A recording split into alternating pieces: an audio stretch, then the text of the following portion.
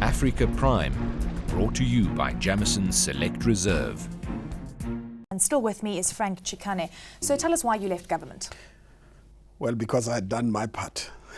I went to government to help create the capacity for the presidency. Mr. Mandela wanted to delegate more responsibilities to Mbeki.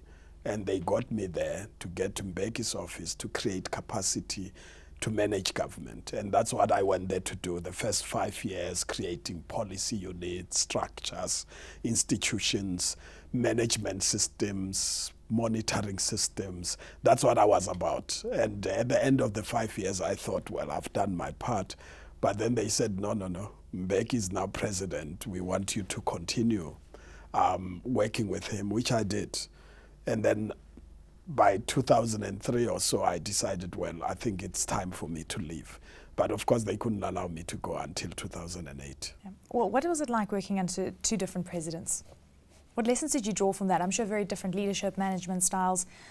You were also very independent in a sense because you were helping managing the whole situation.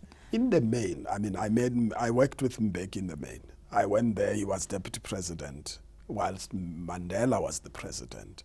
And then I worked with him as president. And then, of course, I had President Mtholante I was responsible for. And then I managed the transition into President Zuma. So I've actually gone through 4 presidents in the process. Working with Mandela, obviously, we're part of the liberation struggle. The main challenge was to get people of South Africa to be reconciled. You know, to build one South Africa united. Some people called it a rainbow nation, gave it all sorts of names. But Mbeki, on the other hand, was meant to transform the society, the economy. And I spent more time with him dealing with the issues of transformation of the economy, etc., and so forth. They are, of course, different personalities. I mean, Mandela is a different personality. Mbeki is a different personality. I worked with President Mothlante for a short time, just 7 months. But he was an extraordinary person to work with as well because he had a program to be completed which Mbeki couldn't complete. And he came into his boots and made sure that that program is completed within 7 months. And then, of course, I assisted to get President Zuma in power, managed the inauguration, and after that I left. I'm sure it was a very volatile time as well. You experienced so many different things. I mean, looking back at, again, and we just draw on some of the lessons that you experienced, particularly in the handover time, was it a tough environment for you?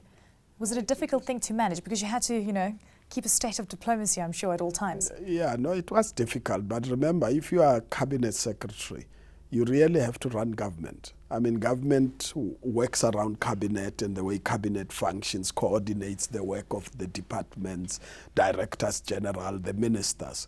But once the decision was made to remove the president, remember, it had never happened before. Once you decide to remove the president, they used the language recall. It means the president must voluntarily resign. And the president promised committed himself to voluntarily resign, except that you must look at the constitutional processes and the way we had to do it. And you can imagine the emotions that go with it. I mean, you're working with a person, suddenly he has to go. But I had to manage his going and make sure it's done constitutionally, properly, stabilize the country.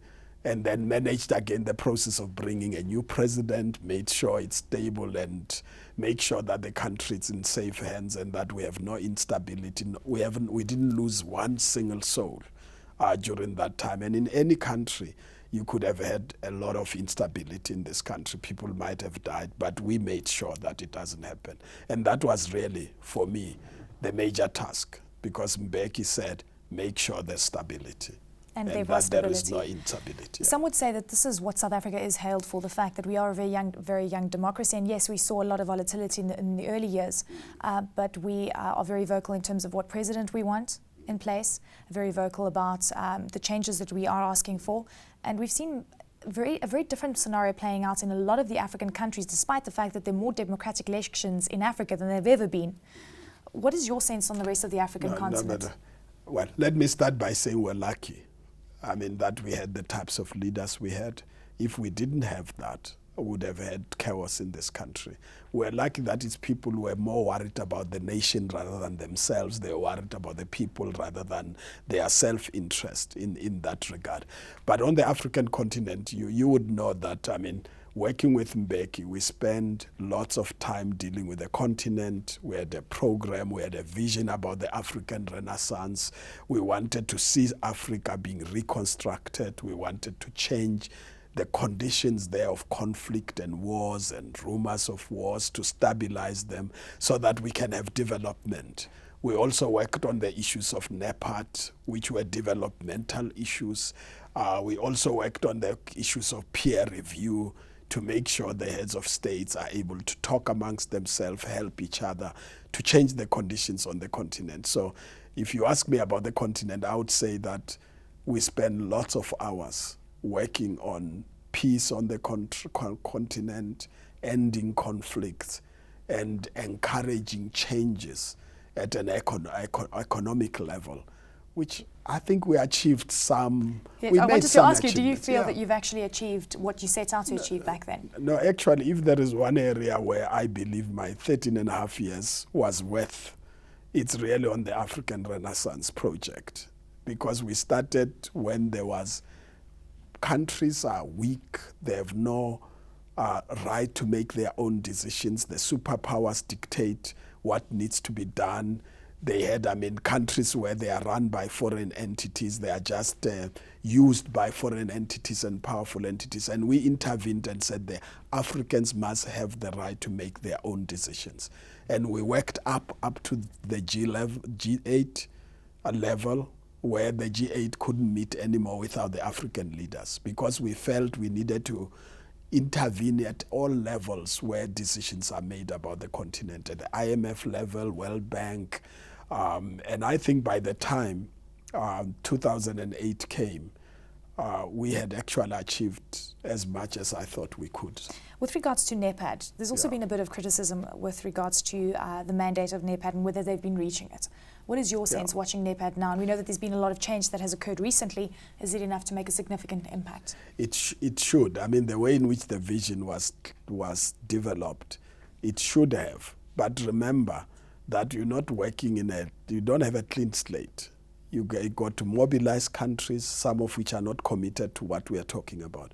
You have to mobilize governments, some of whom were not committed. You have to mobilize presidents, and then you have to go to civil society to mobilize them. At times you make a decision at the AU level, and then you meet people in a particular country, they know nothing about the decision that was made at an AU level. So you're not going to have it easy. So the key issue was to mobilize the governments, mobilize the people, get them to participate. If you've got cross-border, for instance, programs like in a region, you need collaboration between the different governments, but they've never done that before because they've not worked like that before. So it takes ages before you actually get an agreement signed up. There's cultural borders, there's actual physical borders, and there's political borders as well that you have to overcome, I'm sure. So it's lots of challenges. So it's not going to be easy. You've got a program, you've got a vision.